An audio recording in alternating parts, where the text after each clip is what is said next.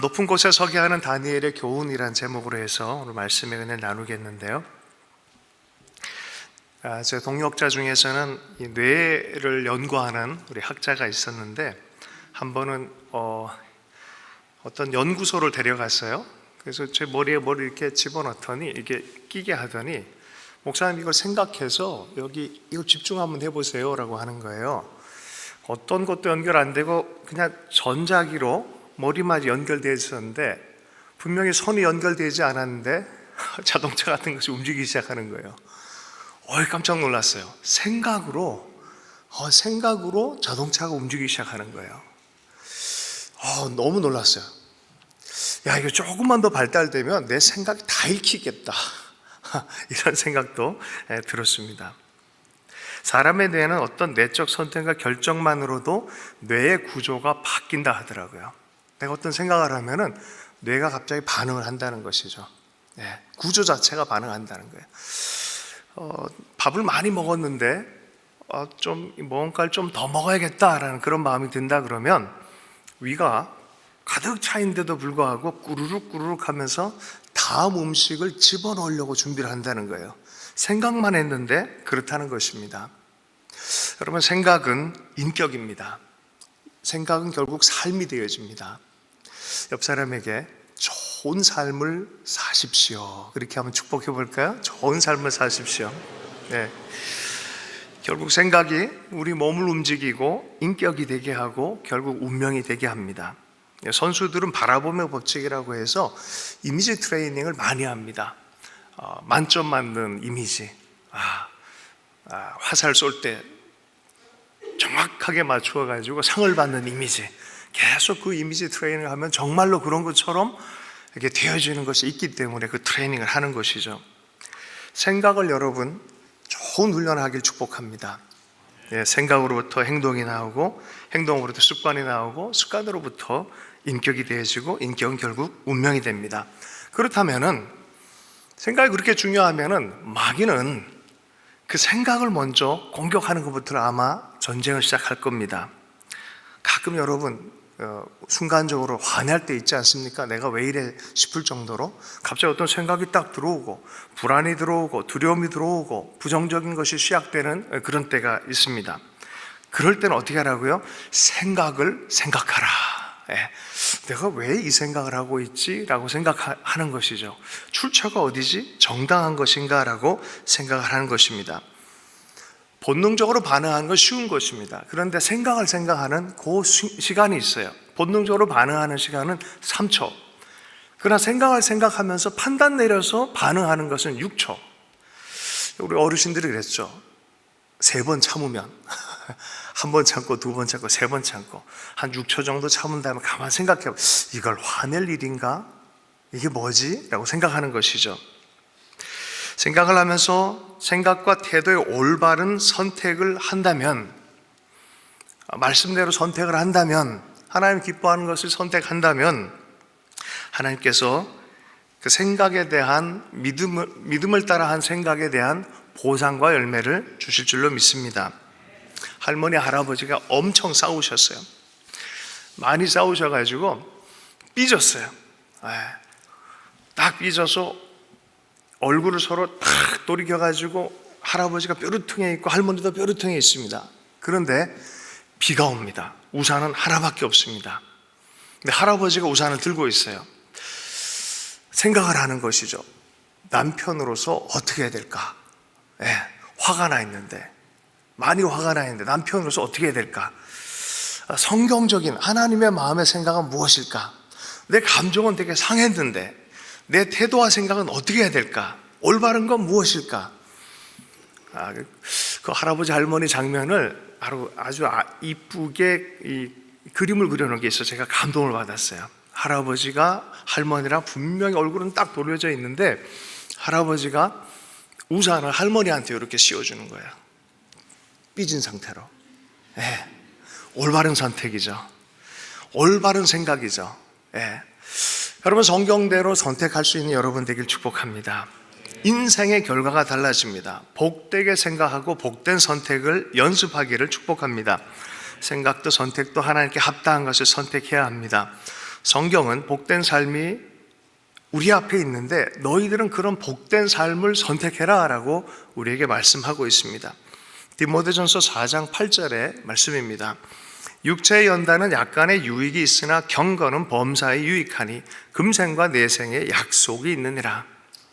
경건의 선택을 계속해서 해라. 이것은 너희에게 참으로 유익한 일이다 라고 말하는 것이죠. 신명기 11장에는 모세가 분명히 이렇게 얘기합니다. 내가 오늘 복과 저주를 너희 앞에 두었으니 너희가 만일 내가 오늘 너희에게 명하는 너희의 하나님 여호와의 명령을 들으면 복이 될 것이요 듣지 않고 지키지 않으면 저주가 될 것이다 말했죠.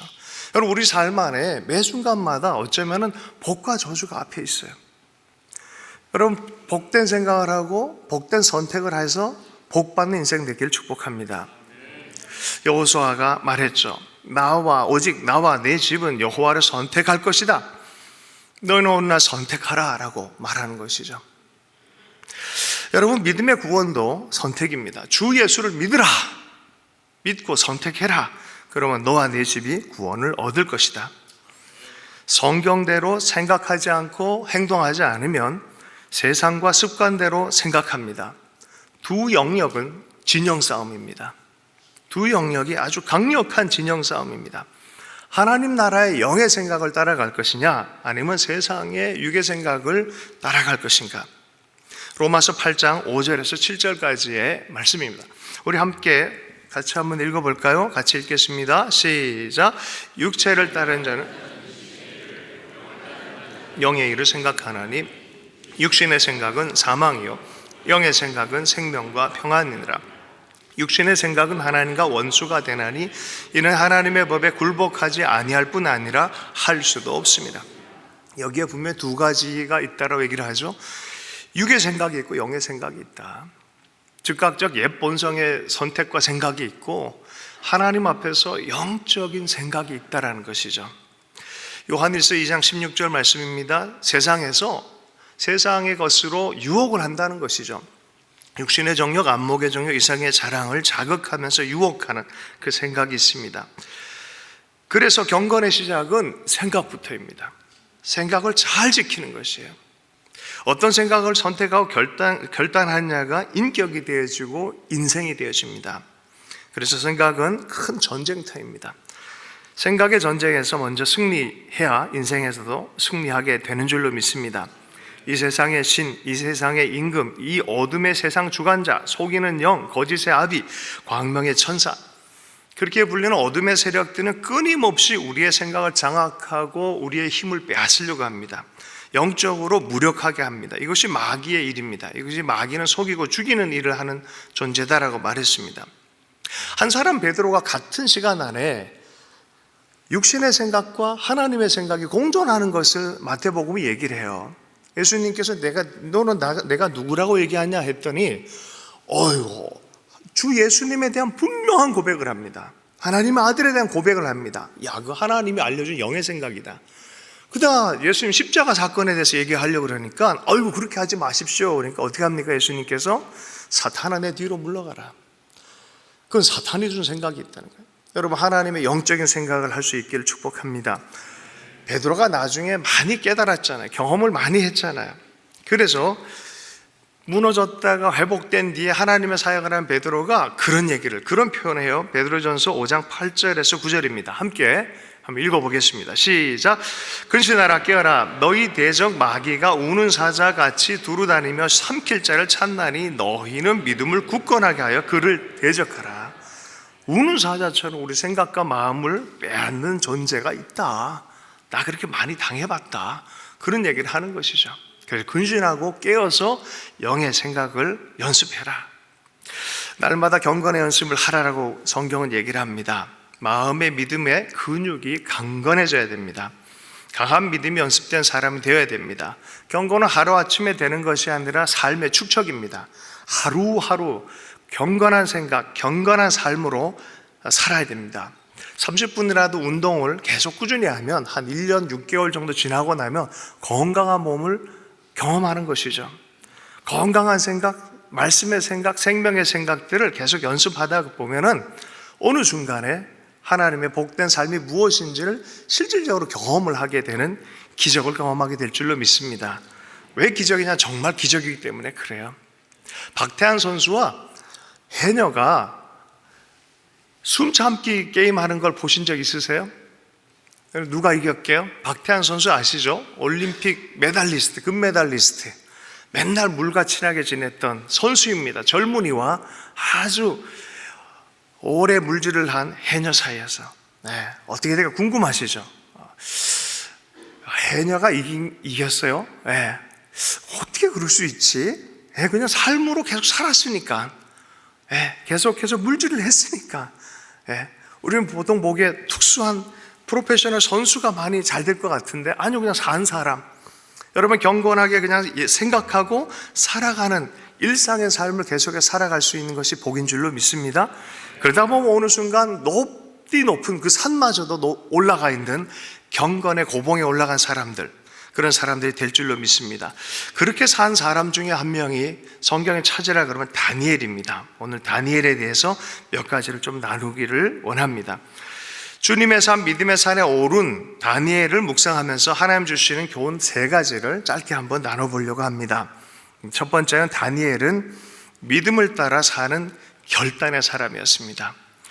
영어로 표현하면 never compromise, 타협하지 않고 결단한 사람, 결단의 사람이었습니다. 다니엘은 비록 포로로 끌려와 있었지만 경건한 삶을 살았습니다. 바벨론의 정책은 아시리아는 이주 정책으로 권세를 잡는 그런 방식이라면, 바벨론은 다음 세대를 바벨론화 시켜서 지도자를 길러가지고 그 땅에 보내 통치하는 스타일이에요. 그러니까 바벨론에 다니엘을 끌고 왔다는 소리는 얘를 키워가지고 유다를 통치하려고 하는 거예요. 바벨론식으로 교육을 정확하게 시키려고 하는 거예요. 그런데 이 다니엘은 좀 다른 삶을 살았던, 10대의 삶을 살았던 사람이에요. 여러분, 다음 세대에 대한 꿈이 많은 교회인 줄로 믿습니다. 주님 주신 사명인 줄로 믿습니다. 다니엘은 요시아 때 10대 시절을 경험을 했어요. 유년의 시절을 요시아 때 경험을 했어요. 어릴 때부터 어른까지 다 성경 말씀 앞에 온전하게 경험되어지도록 철저한 훈련을 받은 사람이 다니엘이었어요. 그러니 끌려와서도 나는 이거 못 먹겠다. 난 바벨론, 말씀과 반대되어지는 세상의 떡, 세상에 좋은 것들은 내가 못 먹겠다라고 버티는 거예요. 그 버티는 게 쉽겠습니까? 한 사람이 제국의 권위와 버티고 있는 거예요. 여러분, 컴프로마이즈 하지 않는 그런 결단, 목숨 건 거예요. 목숨 건 거. 우리 아이들 그렇게 키워낼 수 있겠습니까? 세상에 나가서 그렇게 주님의 이름으로, 주님의 말씀 때문에 생명 걸고 나는 안 하겠다라고 그렇게 키워낼 수 있기를 축복합니다. 환관장에게 나 이거 못 먹겠다 거절했지만, 환관장은 어떻게 합니까? 이거 자기 직업이 달린 문제니까 이게 어렵단 말이죠. 어쨌든 10여일의 시험의 시간들을 거치고 나서 하나님께서 더 얼굴을 밝게 만들었습니다. 여러분, 믿음의 결단은 하나님이 책임져 주신 줄로 믿습니다. 그 근본에는 무슨 질문이야? 너는 누구냐라는 정체성의 문제가 있어요. 너는 누구인가? 내가 그거 먹지 않는 이유는 그게 싫어서 먹지 않는 것이 아니라 내 정체성 때문에 그래요. 나는 하나님의 사람이다. 나는 말씀의 사람이다. 세상에 주는 잣대가 있어요. 세상에 주는 기준이 있습니다. 그러나 하나님이 주신, 우리에게 주신 버릴 수 없는 정체성의 뜻이 있습니다. 나는 하나님의 사람이야. 나는 그것을 건드릴 수 없어. 세상에 아무리 뭐라고 말하든, 세상에 어떤 권위를 주든 어떤 좋은 걸 주든 하나님의 정체성을 버리는 것이라면 노라고 말할 줄 아는, 그리고 하나님께로부터 오는 사랑받는 정체성을 끝까지 붙들 수 있는 그런 우리가 되면 좋겠습니다. 타협하지 않는 정체성입니다. 영국에서 어떤 한 운동선수가, 아주 유명한 운동선수가 사고를 당해가지고 몸이 반쪽이 움직이지 못하는 그런 상황이 됐어요. 근데 영화를 보면서 제가 좀 감동이 됐었거든요. 무엇이 감동됐냐면, 이 사람에게는 삶 자체에 대해서 타협하지 않으려는 마음을 부어진 것 같아요. 반신불수가 되다 보니까 뭐 걷는 것도 못하고 일정한 뭐 운동도 못하고 그럴 거 아니에요. 근데 걷기로 결정한 거예요. 걷기로 결정한 거예요. 내가 누구냐라는 정체성을 다시 시작한 거예요. 그 있는 모습 그대로 좀 절더라도 산을 올라가자. 힘들더라도 내가 해보자. 다큐멘터리 한 1시간 조금 남짓한 영화인데요. 나중에 보니까 어느 수준까지 가냐면은 에베레스트 거의 7,000고지까지 올라가는 그런 일을 합니다. 이게 말이 안 되는 건데 해내요, 그거를. 그 프랑스에 있는 산에 아주 뾰족한 정말 위험한 어떤 그런 위치까지 그 다리를 절면서 올라가는 거예요. 해낼게요, 안 할게요? 할렐루야. 이게 정체성의 힘입니다. 내 삶을 바라보는 내가 가지고 있는 생각의 차이의 힘입니다. 다니엘은 그것에 대해서 자기를 뒤로 물러나지 않았죠. 그리고 모든 것이 하나님께서 붙들고 있고 선을 이룬다는 하나님의 말씀에 근거한 그런 태도라고 저는 생각해요. 여러분, 타협하면 이렇게 하다 보면 내 삶이 어려워지고 저러다 보면은 손해보고 야 이거 위험한데 이러기 시작하면은 아무 일도 못합니다. 하나님의 정체성을 붙들고 나는 어찌하든지 그렇게 살아야 돼 라고 말할 수 있는 우리가 되면 좋겠습니다. 자, 두 번째는 다니엘이 주는 두 번째 교훈은 never give up. 절대로 포기하지 않는 끝까지 사용받는 쓰임받는 사람이었습니다. 끝날 때까지 끝나지 않는다라는 그런 말처럼 않았다란 말처럼 포기하지 않는 삶. 한때 뜨거워 본 삶과 계속 뜨거운 삶의 차이를 아십니까? 네. 여러분 기도할 때도 그렇죠. 하나님 경험할 때도 나 하나님 옛날에 열심히 해봤어 라고 말하는 사람 있죠. 그리고 지금은 냉랭하게 나도 그거 해봤어. 그러니까 지금은 나 옛날에 하나님께 쓰임받았어. 그럼 지금은 여러분 계속해서 쓰임받을 수 있는 여러분 되길 축복합니다. 다니엘을 보면서 제일 감동하는 게 그래. 저도 소망이 이렇게 생겨요. 끝까지 사용받자. 내 환경에 상관없이 주님은 그렇게 다가오는 인생들 가운데는 하나님 반드시 사용하신다. 절대로 포기하지 않길 축복합니다. 특별히 하나님께 쓰임받는 거 포기하지 않길 축복합니다. 인생의 마지막 호흡까지 사용받을 수 있는 우리가 되면 좋겠습니다. 옆 사람의 끝까지 포기하지 마십시오. 옆 사람에게 그렇게 한번 축복하십시다. 네.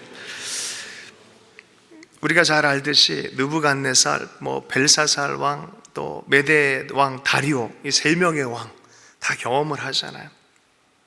느부갓네살과 다니엘 사이에서 있었던 일을 우리가 기억해 봅니다. 하루는 자기를 번민케 하는 꿈을 꿨다고 하면서 지혜자들 부르고 박수와 술객을 다 불렀습니다. 그 중에 다니엘도 있었습니다. 다짜고짜 밑도 끝도 없이 자기가 꿨던 꿈의 내용을 알려달라. 그리고 그것을 해석해라라고 얘기하면 누가 그걸 얘기할 수 있겠습니까? 해석 못하면 다 죽어라고 얘기를 하는 것이죠. 다니엘이 어떻게 했습니까? 잠깐 말미를 얻고 친구들에게 사정을 얘기하고 기도해달라고 얘기를 하고 하나님께 기도합니다. 하나님 어떻게 하면 좋겠습니까? 주님께서 알려주십니다. 금신상의 꿈에 대해서 해석하는 지혜를 주십니다. 바벨론의 흥망성쇠에 대한 이야기입니다. 다른 나라의 등장에 대한 역사의 이야기입니다. 역사의 주권자 되신 하나님께서 다스리신 일을 드러내는 시작이었습니다. 왕이 충격을 먹었습니다. 경이로움에 사로잡혀서 다니엘에게 절까지 합니다. 그리고 포로인 다니엘을 높은 자리에 온 지방을 다스리는 자리로 임명하기 시작합니다. 여러분 참으로 사람이 높여지고 낮춰지는 건 주님의 손안에 있는 줄로 믿습니다. 성경을 자세히 보면은 하나님의 사람들이 꼭 이 고백을 해요. 요셉도 그렇잖아요. 꿈 회몽해 주면서 낮은 자리에 있다가 하나님의 총리를 올려주세요. 다윗도 그랬어요. 정말 삶이 끝나는 그 순간에도 하나님 또 살려주세요.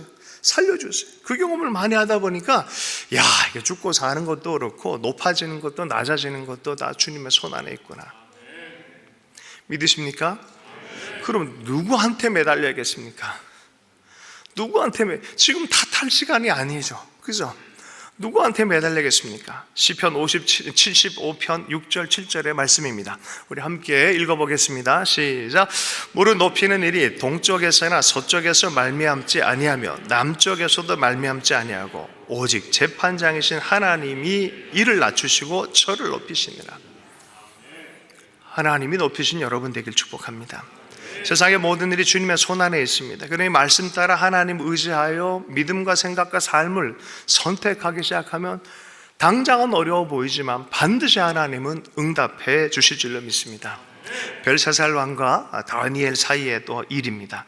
느부갓네살 이후 바벨론의 마지막 왕 벨사살에 대한 이야기입니다. 539년에 이런 일도 있었습니다.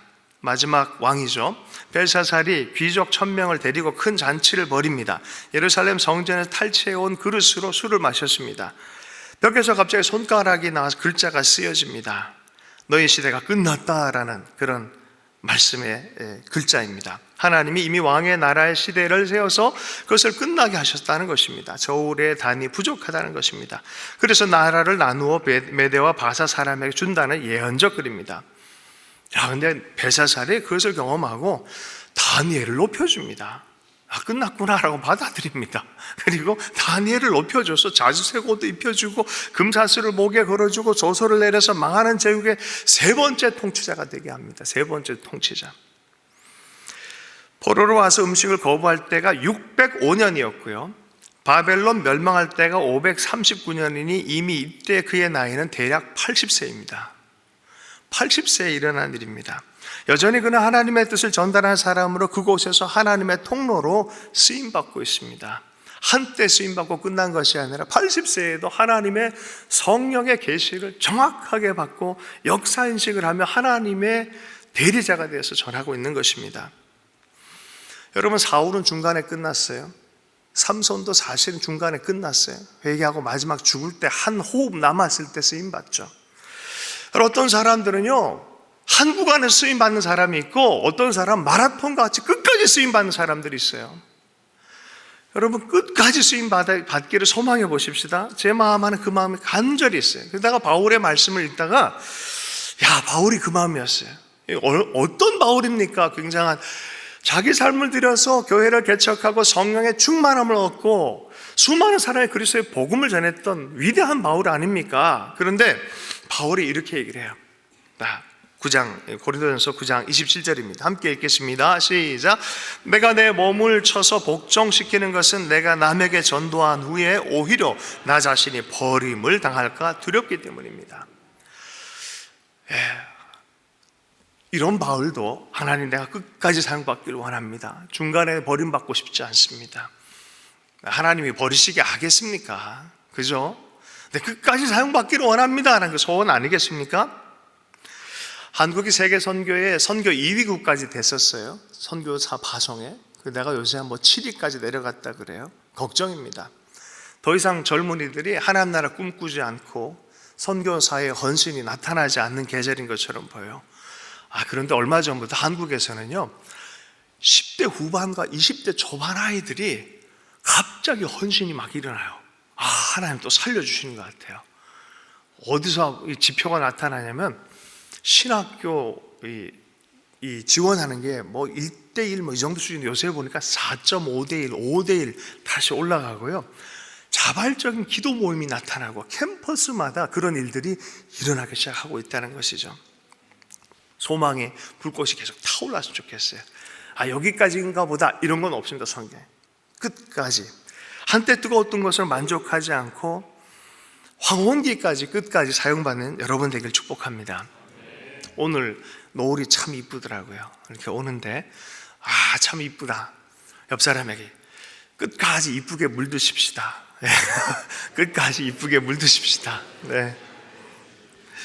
제가 이렇게 얘기하는 이유, 저번에 왔을 때 제가 그런 말씀 좀 나눴었는데, 저에겐 잊지 못하는 할머니 3분이 계세요. 할머니 3분.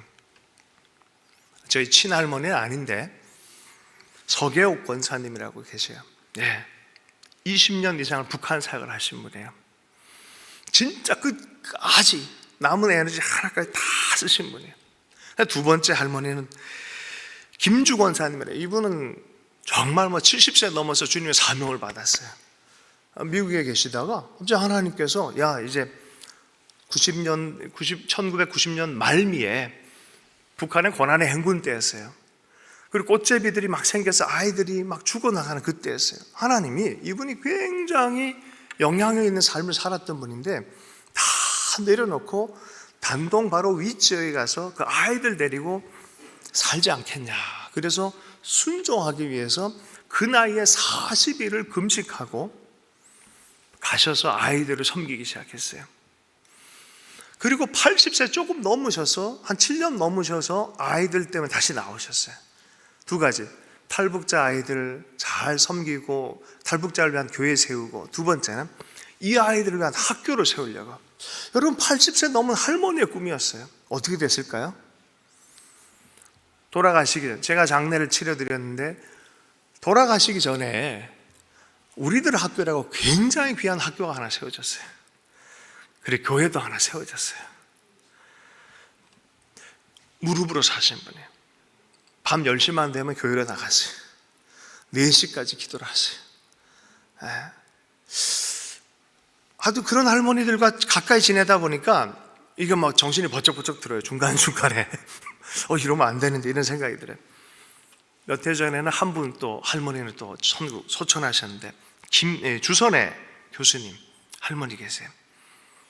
90세 넘어서도 아이들, 탈북 아이들 다 돌봐주세요. 한 달에 한 번씩 밥 해주고, 가보면 어떤 때 가보면 말씀 전하려 가보면은 방 안에 계시다가 나오세요. 1시간 내내 기도하시고 나오세요.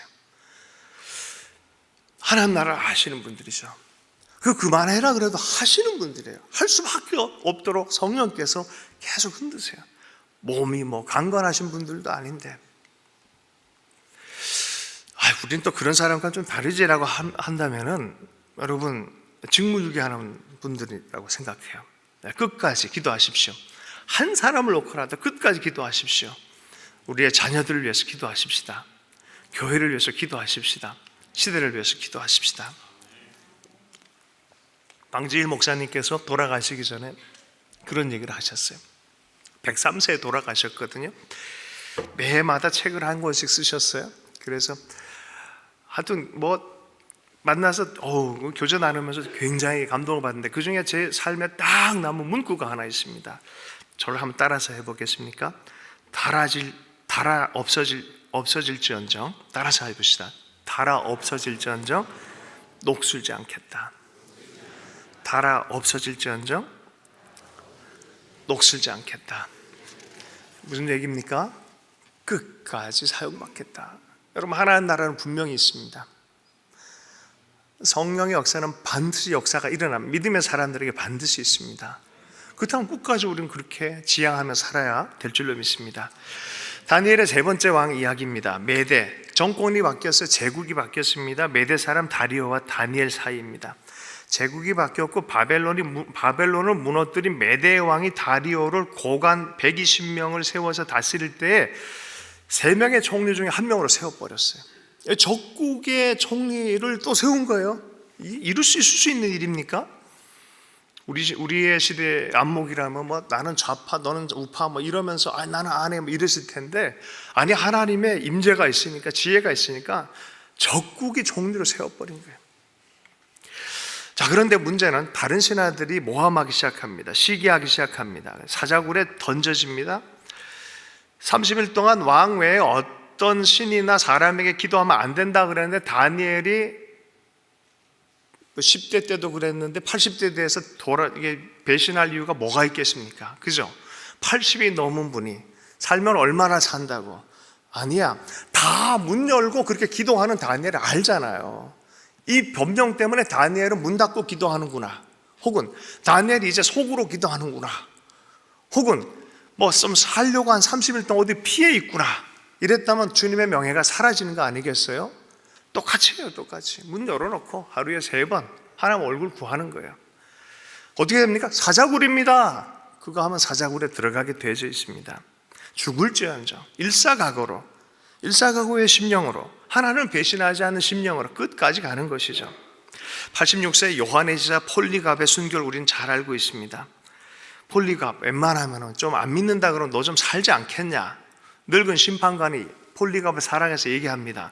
그러나 폴리갑이 얘기한 것, 나는 86년 동안 그분을 섬겨왔는데 그분은 한 번도 나를 부당하게 대하지 않으셨는데 내가 어떻게 나를 구원하신 왕을 모독할 수 있겠어? 그리고 화영장으로 올라갑니다. 그의 불이 타오르기 시작할 때 시체 타는 냄새가 나지 않고 아주 향기로운 향기가 났다는 전설이 있습니다.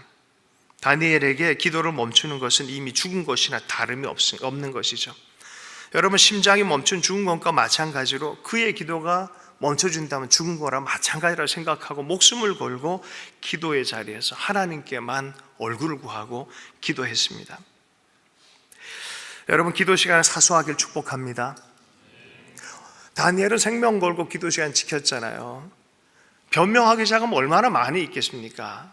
여러분, 기도하시길 축복합니다. 기도하십시다. 우리 할렐루야. 끝까지 기도하십시다.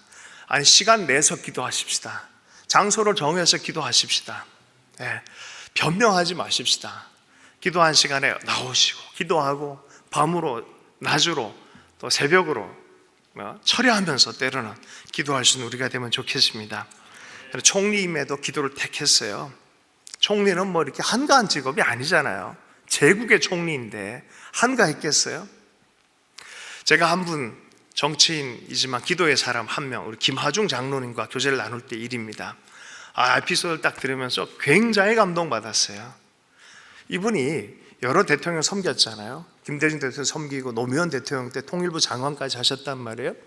근데 김대중 대통령 때 에피소드를 얘기하는데 저거다라는 생각이 딱 들었어요. 한 번은 9시에 주례 보고를 해야 되는 시간에 가게 됐는데 대통령이 계신데 대통령이 잠깐만요. 그리고 자기 사무실로 뛰어 들어가셨어요. 들어가신 이유가 뭐였냐면은 기도를 하고 가야겠다 싶어서 대통령 얼굴을 딱 보고 갑자기 더 높으신 분과 먼저 독대를 해야 되는데 안 한 게 생각나서 잠깐 계십시오 그러고 가서 기도를 한 거예요. 여러분, 그렇게 할 수 있겠습니까? 여러분, 먼저 하나님께 기도하십시다. 문안 인사도 하나님께 먼저 드리십시다. 일어나서 하나님 하고 먼저 그 누구보다 하나님께 보고하는 여러분 되길 축복합니다. 다니엘은 늘 기도했어요. 시간을 정해두고 했습니다. 생각과 태도가 하나님 중심이었습니다. 무릎을 꿇고 그냥 하지 않았어요. 편하게 기도하려고 하지 마십시오. 편하게 기도하다 보면 어느 순간 누워있는 거 아시죠? 그러니 정성스럽게 최선을 다해서 하나님께 기도하는 우리가 되면 좋겠습니다. 자, 크게 세 번째, 그러므로 우리가 처음부터 끝까지 변함없이 계속 가는, 절대로 포기하지 않는 그 신앙으로 또 기도하면서 가는 우리가 되어질 때 하나님은요, 세 번째, 반드시 하나님께서 은총을 베푸십니다. 우리가 잊지 말아야 될 세 번째 것은 never forget God's grace. 절대로 하나님 은총을 포기하지 않길 축복합니다. 다니엘서 전체를 읽다 보면은 다니엘이 기도할 때 간절하게 하나님 뜻을 알고자 해서 기도할 때 하나님이 보내세요. 천사를 보내세요. 응답을 보내세요. 그리고 한마디 하세요. 크게 은총을 입은 자야 라고 말하기 시작하죠. 성령이 알려주신 이야기에 하나님의 마음에 뭘 물어봤습니까? 하나님, 내 주식 어떻게 될까요? 이거 물어봤을까요? 할렐루야. 그의 나라. 하나님, 열방의 역사는 어떻게 될까요? 하나님, 이스라엘의 역사는 어떻게 될까요? 물어봤죠. 주님이 응답하세요. 천사를 보내서 알려주세요. 깊은 차원에 너는 은총을 받은 자이기 때문에 이것을 계시로 알려준다라고 말해주는 것이죠. 여러분, 하나님께 무릎 꿇고 나갈 때 그 사람에게 하나님의 은총으로 하나님 입혀주는 줄로 믿습니다. 소천하신 우리 아까 얘기했던 주선의 우리 할머니 교수님께서는 항상 그런 얘기를 했어요. 나의 인생은 은혜의 강물에 떠내려가는 나뭇잎이었다. 내 인생 뒤돌아보니까 은혜의 강에 떠내려온 나뭇잎이었다. 여러분, 은혜가 없으면 떠내려갈 수 없어요. 우리 인생은 은혜가 있어야 우리는 앞으로 전진되어진 줄로 믿습니다. 오늘 이렇게 찬송을 이렇게 하면서 제 마음에 이렇게 십자가의 은혜, 마음에 깊이 이렇게 오는 느낌을 받았어요. 그 은혜가 있을 때 우리는 마음이 부드러워지고 생각도 바르게 할 줄 알고, 할렐루야, 하나님이 살아계신 것도 보여지고 응답하실 하나님에 대한 기대감도 생기고, 그게 바른 생각 아니겠습니까? 모든 것이 믿는 자에게, 하나님을 사랑하는 자에 합력해서 선을 이룬다, 확실한 믿음을 갖고 배신하지 않고 끝까지 갈 용기가 생기지 않겠습니까? 깊은 은혜의 시각입니다.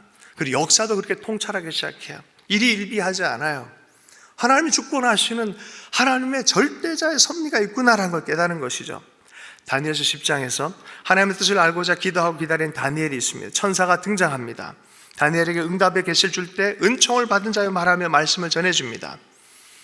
그런데 우리 생각해 볼게요. 왜 다니엘은 기도했을까라는 부분에서 다니엘은 요시야와 예레미야를 알았어요. 예레미야의 예언을 알았단 말이에요. 70년 만에 돌아오는 걸 알았단 말이에요. 하나님 이거 도대체 어떻게 됩니까? 70년 만에 돌아온다면서요.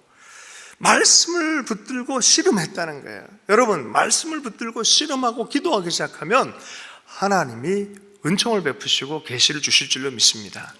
내 개인의 삶도 하나님 내 삶을 나를 위해 쓰지 않고 당신을 위해 쓰기를 원합니다. 말씀은 이러한 은사가 부르심과 소명이 있다 말해주는데 나 이거 좀 알고 싶습니다 하면서 말씀을 붙들고 씨름하면 하나님 반드시 알려주실 줄로 믿습니다. 그런데 이 전달 과정 자체가 영적인 전쟁이다라고 성경은 가르쳐주고 있어요. 너 기도 처음 할 때부터 응답이 됐지만 21일 만에 왔다. 왜? 영적인 스트러글이 있었다는 거예요. 여러분, 우리가 그냥 편하게 신앙생활 하는데 착각하면 안 돼요. 이건 전쟁터입니다. 하나님의 생각, 말씀의 생각, 하나님의 사랑에 대한 깊은 믿음으로 갈 때만 은총으로만 이길 수 있는 영역인 줄로 믿습니다. 인생을 잘 마무리했으면 좋겠습니다.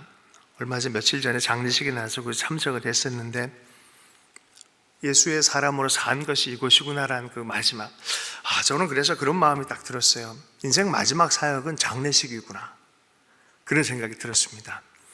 마지막 때 그 인생이 마지막 말씀을 전해주는 그 자리가 어딜까? 장례식입니다.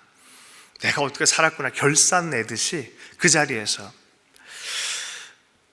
그리스도와 예수가 강력하게 보이는 삶. 여러분, 끝날 때까지 끝난 거 아니에요. 인생 막판에 하루 남겨두고 배신할 수도 있잖아요. 끝까지 달려가서 주의 나라, 다니엘서 7장 27절입니다. 나라와 권세와 온 천하 나라들의 위세가 지극히 높으신 이의 거룩한 백성에게 붙임바 되리니 그의 나라는 영원한 나라이라. 모든 권세 있는 자들이 다 그를 섬기며 복종하리라. 다니엘은 그걸 봐버렸어요. 역사 전체 흐름을 봤고 메시아의 나라를 봤어요. 오시는 그 나라를 봐버렸어요. 그러니 어떻게 하루 남겼다고 해서 인생을 포기할 수 있겠습니까? 좀 편하게 살자 그렇게 할 수 있겠습니까? 끝까지 달려가야 지향점이 있는 것이죠. 처칠이 전쟁에 2차 대전 전쟁에 말미에 많은 사람들이 포기해버리고 싶을 때 그런 얘기를 했잖아요. Never, never, never. 절대로 뒤로 물러나지 말자고. 끝까지 승리하는 신앙, 여러분 승리하는 신앙 되길 축복합니다. 믿음의 높은 산을 오르는 다니엘처럼 끝까지 사용받는, 뜻을 정하고 작정하고 포기하지 않고 끝까지 기도하며 사용받는 그런 삶 되기를 축복합니다. 이러고 설교를 딱 끝내려고 그랬는데 한 가지 이야기로 덧붙이는 감동이 이렇게 들어가지고 한 이야기로 덧붙이려고 합니다. 제가 아르메니아를 방문했어요. 근데 이 다니엘과 같은 비슷한 이야기가 그 역사 안에 있더라고요. 이거 좀 나누고 싶다라는 그런 마음이 딱 들었습니다. 아르메니아의 믿음의 이야기가 참 특별했는데 여기에 예수님의 제자 다데오가 예수님을 찔렀던 이 창을 들고 가가지고 거기서 기도 사역하고 하면서 그 나라의 왕이 예수를 믿게 되죠. 왕이 예수의 복음을 전한 일들까지 있었습니다. 그다음 한 300년 정도 또 변화가 나타나고 이교도도 큰 변화가 국가 단위 안에서는 일어나지는 않았어요. 그리고 또 예수 믿는 사람 핍박하는 일들이 있었고 300년 AD 300년 전후가 돼서 일어난 일입니다. 여전히 박해가 있는 이교 문화가 있는 여러분 아르메니아가 바로 아라랏산 아시죠? 노아의 그 산, 방주화물 아라랏산을 품고 있는 나라가 아르메니아입니다. 그 바로 밑에 있는 나라가 아르메니아예요.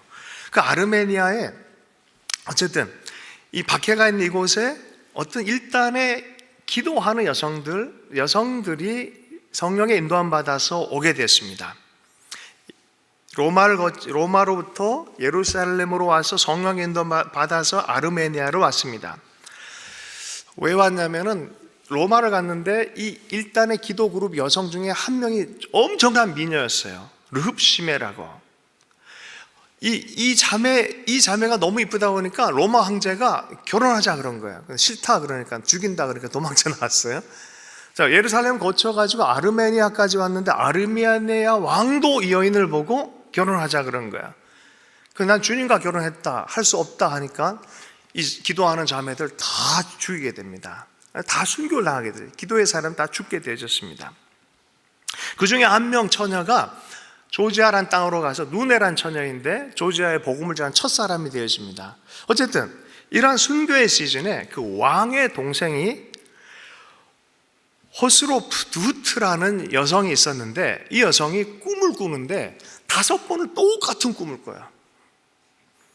13년 전에 사형 선고를 받아서 저기 굴 밑에, 죽었는지 살았는지도 모르게 저기 굴 밑에 던져진 그 그레고리라는 사람이 살아있다는 꿈을 꾸는 거예요.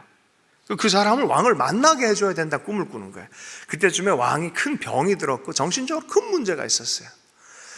이 사람은 누구냐? 그레고리는 누구냐면은 왕의 아버지 왕을 죽였던 사람, 암살자로 와서 죽였던 사람의 아들입니다. 근데 어떻게 여기 들어갔냐? 다 집안이 몰살당했는데 어떤 계기로 해가지고 어린 시절에 로마로 가서 교육을 받게 되고 복음을 듣게 되고 복음의 소명자가 돼서 아르메니아 땅으로 돌아온 사람이었어요. 오자마자 이 왕이 화가 나가지고 너 사형 그러고 집어 던져놓은 거예요. 그럼 거기 들어가면 죽는 거예요. 13년 전에 그런 일이 있었단 말이죠. 바로 그 시즌에 14년 이후에 이 기도하는 자매들은 다 죽었고 순교가 일어난 지 며칠 안 돼 9일 만에 그레고리는 그 감옥에서 나오게 됩니다. 그리고 이 자매들 다 시체를 취합을 해서 짐승이 한 마리도 이 시체를 건드리지 않았어요. 다 취합해서 좋게 장례를 치러주고 왕을 만나서 기도를 해줬는데 왕이 나와버린 거예요. 왕이 나와서 자기 이름을 싹 바꿔버린 거죠. 요한이라는 이름으로 해서 세례를 받습니다. 세례를 받고 나서 얼마나 하나님의 특별한 이 감동을 받아 이 복음과 하나님 나라에 대한 경험을 하고 나서 완전히 사람이 뒤집어져서 아라라산으로부터 노동자처럼 산 이 돌들을 다 깎고 해서 바실리카 성당을 짓습니다. 노동자로서 같이 짓습니다. 그게 세계 최초의 바실리카입니다. 근데 역사는 여기서 끝나지 않아요. 그런 얘기들을 누가 들었냐면 로마의 황제인 콘스탄틴이 이걸 듣습니다.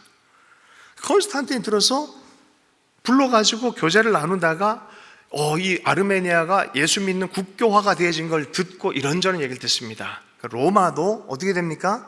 우리가 잘 알듯이 콘스탄틴도 로마 제국 전체에 예수 믿는 것을 공인해주고 국교화시켜주는 그런 일들이 있었잖아요.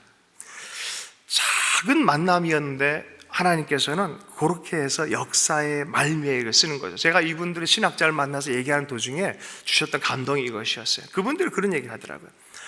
지나간 시간 동안 18개의 제국이 지나갔다는 거예요. 그러나 그들은 역사 안에서 다 사라졌다는 거예요. 그러나 하나님의 언약이 있는 이 나라는 지금까지 20세기 초에도 지노사이드 당하고 수백만이 죽어나갔어요. 터키에. 그런데도 살아남고 여전히 이란에 30몇 명이 있는데 예수의 복음을 전하는 그런 도구로 사용받는다는 거예요. 자기들은 약하지만 특별한 사명 안에서 하나님이 마지막 오실 때까지 사용받는 민족으로 정체성을 갖고 있는 거예요. 언젠간 하나님이 사용하실 것이다. 역사를 자세히 보니까 이미 사용하셨더라고요. 로마에 영향을 끼쳤더라고요. 제가 조금 이제 뛰어넘어서 좀 적용을 좀 한번 해왔습니다. 조그만 한반도를 주님께서 바라보고 계시고 영적인 언약을 맺으시고 그 사람들 깨워가지고 무슨 일을 하셨을까? 열방의 일을 하셨구나 하는 생각이 들어요.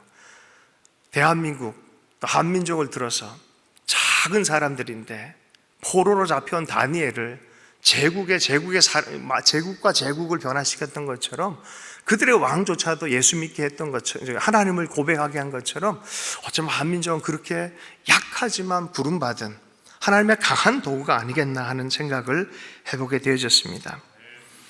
작다라고 여러분 뒤로 물러나지 않기를 원합니다. 내 삶은 포로와 같다라고 뒤로 물러나지 않기를 원합니다. 그 상황 안에서도 하나님은 강하게 역사하는 분인 줄로 믿습니다. 다니엘서 12장 3절 말씀, 지혜 있는 자는 궁창의 빛과 같이 빛날 것이요 많은 사람을 옳은 대로 돌아오게 한 자는 별과 같이 영원토록 빛나리라. 한 사람 다니엘을 통해서 하나님이 하시고자 하는 일들 다 드러내셨죠. 하나님이 나를 통해서 이 세대, 다음 세대에 하시고자 하는 일을 다 드러낼 때까지 우리 절대 타협하지 말고, 포기하지 말고, 은혜 안에서 끝까지 은혜 잊지 말고 달려가는 우리의 삶이 되면 좋겠습니다.